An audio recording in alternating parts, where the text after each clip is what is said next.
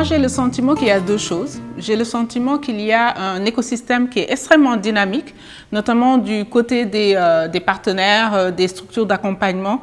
Il y a énormément de programmes, hein. Je pense qu'on le voit, il y a vraiment un bouillonnement par rapport à tout ce qui est proposition d'accompagnement, d'offres, de soutien pour les femmes entrepreneurs. Et d'un côté, on a les femmes entrepreneurs où j'ai encore l'impression qu'il y a encore un manque de synchronisation entre ces deux mondes-là.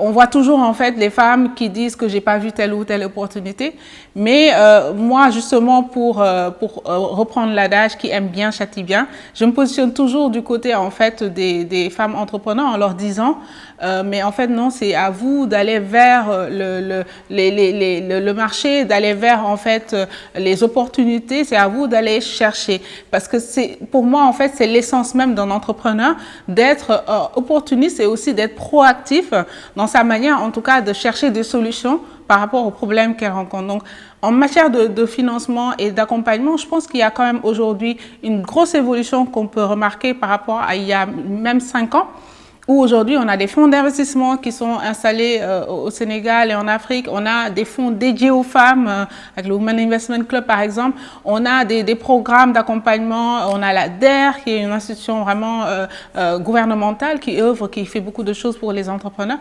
Donc on a beaucoup de choses comme ça. On a des concours, on a des initiatives de financement de la Banque mondiale, de l'AFD. Il y a vraiment beaucoup de choses.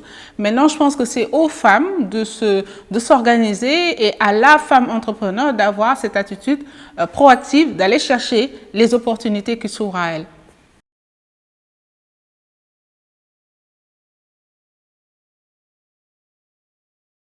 Oui, je pense qu'il y a clairement un dialogue qu'il faut instaurer, qu'il soit un peu plus proche. Il y a un effort de proximité qu'il faut faire. Et je pense que les bons programmes tendent de plus en plus vers ça, à être beaucoup plus proches des communautés, à les écouter et savoir de quoi elles ont besoin de manière assez précise. Donc, ce dialogue-là aussi, il est instauré par les réseaux. Il y a de plus en plus de réseaux de femmes et ça vraiment je n'ai de cesse de le dire aux femmes entrepreneurs, mettez-vous en réseau, mettez-vous avec d'autres entrepreneurs, mettez-vous en réseau avec des institutions pour vraiment comprendre comment ils fonctionnent, parce que l'entrepreneur a beau avoir ses challenges, ces institutions aussi ont leurs défis et ont aussi leur façon de fonctionner, même si bon, ils font des fois des efforts, mais ça reste quand même des institutions qui ont quelquefois quelques rigidités. Et donc, les entrepreneurs doivent aussi comprendre cela et savoir qu'à un moment donné, quand je vois une opportunité qui est intéressante et qui peut vraiment transformer mon entreprise, il faut que je fasse ce minimum d'efforts-là. Donc, ce dialogue-là, il s'instaure à travers les réseaux, à travers en fait une proximité beaucoup plus des programmes et des institutions. Et je pense que ça, vraiment, c'est quelque chose qu'on voit qui est en train de se faire, parce que maintenant, il n'est plus question d'avoir des programmes qui sont parachutés. Voilà, on essaye de travailler avec des personnes de l'écosystème qui connaissent bien les entrepreneurs pour avoir vraiment cette pertinence-là en termes d'impact.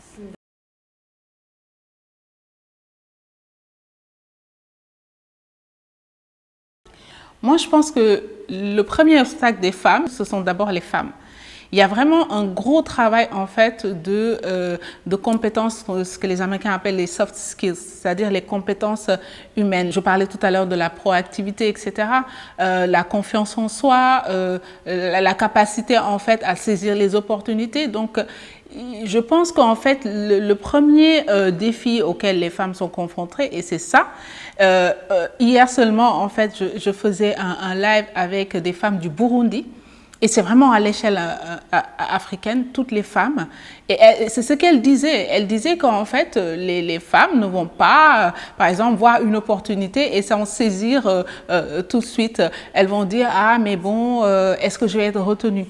En fait, vous ne serez certainement pas retenu si vous ne tentez pas votre chance. C'est pareil pour une approche commerciale, strictement commerciale.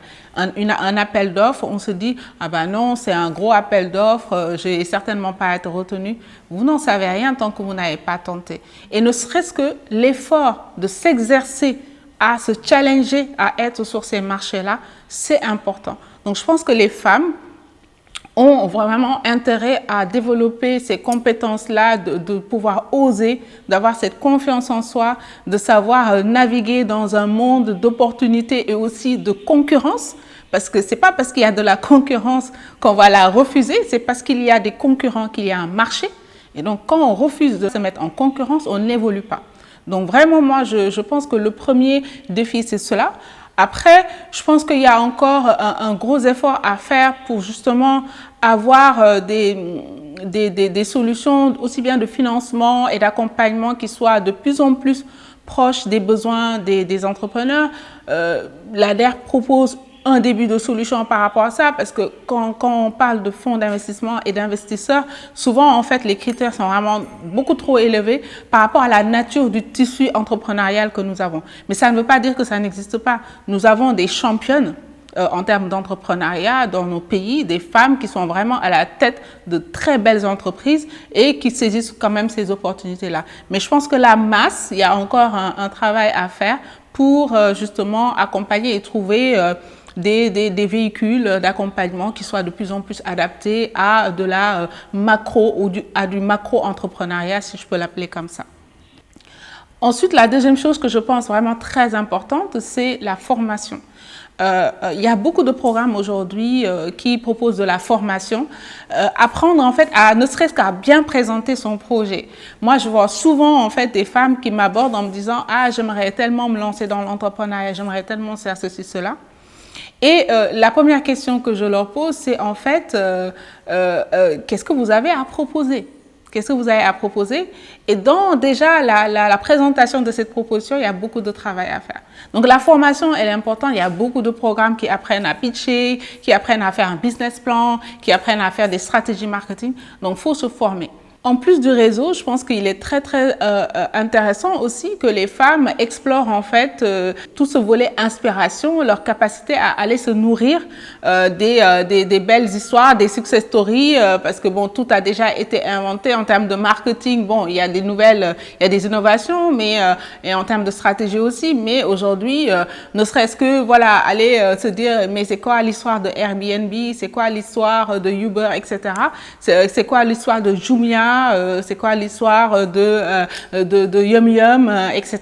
Ce sont des success stories qui sont là et qui sont à notre portée et qui sont en termes aussi de retour d'expérience disponibles et sur lesquels on peut s'inspirer. Donc cette inspiration-là, elle est importante. Il faut aussi s'inspirer en écoutant ces personnes-là.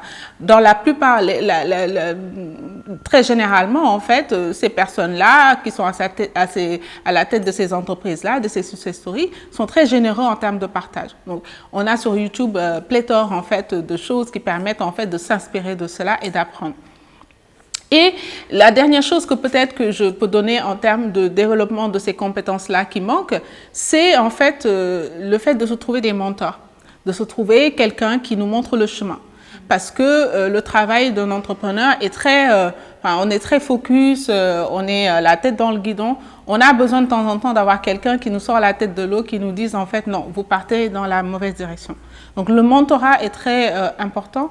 C'est un peu comme les bajens, culturellement ce qu'on a ici. Donc en entrepreneuriat, il faut se trouver aussi sa bajen. Il faut trouver quelqu'un ou son nijai, en fait, après tout c'est un homme, quelqu'un qui va vraiment nous conseiller et qui va, en termes de stratégie, toujours nous permettre de garder en tout cas le cap. Et aussi, quand on a des difficultés, de nous aider à lever ces difficultés-là, on a des mentors qui servent à introduire à des réseaux, à introduire à des marchés, etc.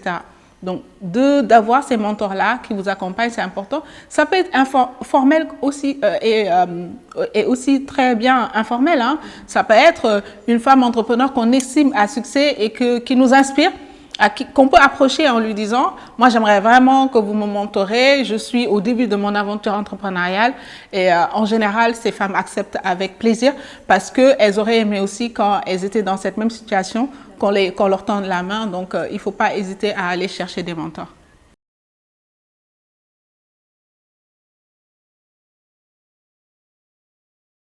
C'est vrai qu'au départ, on a beaucoup d'entrepreneuriat de subsistance.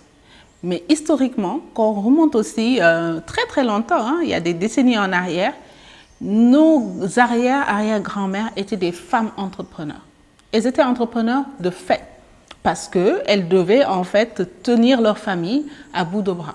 Donc cet entrepreneuriat-là, il est viscéralement en nous, dans nos cultures depuis très longtemps, cet entrepreneuriat féminin. Ce sont les contours qui changent, la façon en fait dont les femmes entreprennent. Effectivement, il y a beaucoup de mimétisme aujourd'hui, et parce que bon, c'est hype, c'est à la mode d'être entrepreneur. Mais à un moment donné, quand on est honnête avec soi-même, on se rend compte que très vite, on atteint les limites de cela. Et moi, j'ai pour philosophie de dire, peu importe ce qu'on fait, les raisons pour lesquelles on le fait, c'est pas, ça appartient à chaque personne. Mais dès lors qu'on fait quelque chose, il faut bien le faire. Aujourd'hui, moi, si même je dois aller chercher des cacahuètes, je vais aller vers la personne que j'estime qui fait les meilleures cacahuètes. C'est important d'asseoir son expertise et de valoriser même ce qu'on fait, même pour notre propre estime. De se dire, peu importe les raisons pour lesquelles je le fais et je le fais bien. Et dès lors qu'on se met dans cet état d'esprit-là, on se challenge permanemment, en permanence. On va se challenger tout le temps. On va essayer en fait de dire, ok, je proposais des sachets plastiques pour mettre mes cacahuètes. Bon, maintenant, les gens, ils sont un peu plus sensibles à cela. Je vais peut-être prendre des emballages en papier, etc. À tous les niveaux, on peut se challenger et dire, ok, je vais vraiment faire ça de la meilleure façon possible. Donc ça, vraiment aussi, c'est quelque chose que les femmes doivent, cette rigueur-là, cet amour du travail bien fait, il faut le développer, peu importe en fait, je pense, les raisons pour lesquelles vous êtes entrepreneur. Et peut-être aussi, il y a une chose qui est importante, c'est que, indépendamment de ces raisons-là, moi, je regarde souvent aussi l'impact. L'impact de ce que ces femmes, de l'entrepreneuriat de ces femmes, même si c'est un boulot à côté, même si on le fait par défaut, quel est en fait l'impact au final? L'impact, c'est pour en fait payer les études des enfants, mettre un peu de beurre dans les épinards. C'est comment dire, la santé des enfants. Donc, il y a une étude de l'AFDB qui montre qu'en fait, les femmes peuvent investir jusqu'à 90% de leurs revenus dans leur famille et dans leur communauté. Donc, elles réinvestissent en fait ce qu'elles gagnent, leurs revenus dans leur communauté. Et pour moi, ça a un impact économique incroyable. Et donc, pour moi, la raison de départ a moins d'importance. Le plus important, c'est l'impact. Et l'impact de cet entrepreneuriat féminin, il est flagrant en Afrique.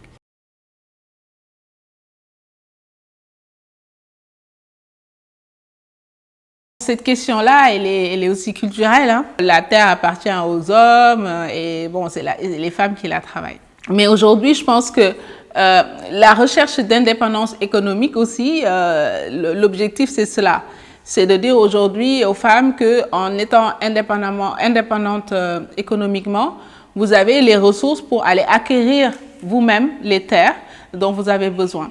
Après, il y a aussi un travail de politique publique, parce que ça aussi, c'est beaucoup de politique publique qui doit être fait. Je sais que l'ONU Femmes avait un programme dans ce sens par rapport à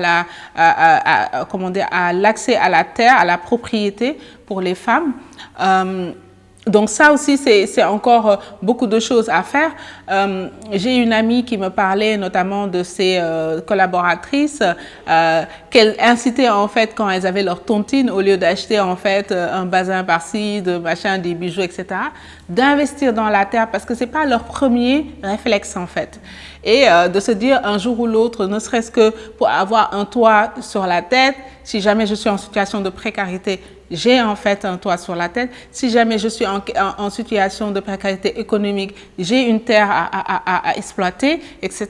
Donc, il y a aussi c'est toujours en fait ces soft skills là de oser, de se dire au lieu, parce qu'elles ont quand même des revenus, mais au lieu de le mettre dans ça, j'ai plutôt en fait le mettre dans la terre.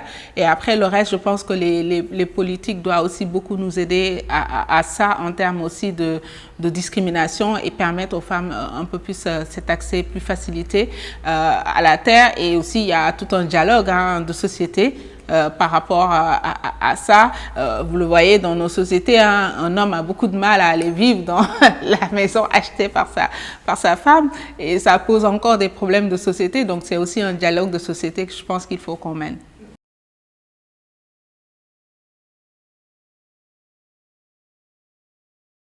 je pense qu'il y a une question d'instinct de survie et c'est quelque chose aussi, je pense aussi pour les femmes aussi, c'est exacerbé par le fait qu'on est aussi des mères, etc.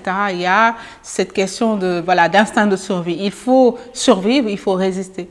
Donc, il y a des secteurs qui ont été massivement impactés, notamment la restauration, où on a une forte présence voilà, des femmes, mais elles se sont adaptées, elles ont investi en masse les réseaux sociaux pour vendre en ligne, on a vu le boom des livreurs, etc. Elles ont changé leur modèle pour pouvoir être plus, en fait, dans d'autres modèles qui n'obligent pas, en fait, à être dans ce contact-là.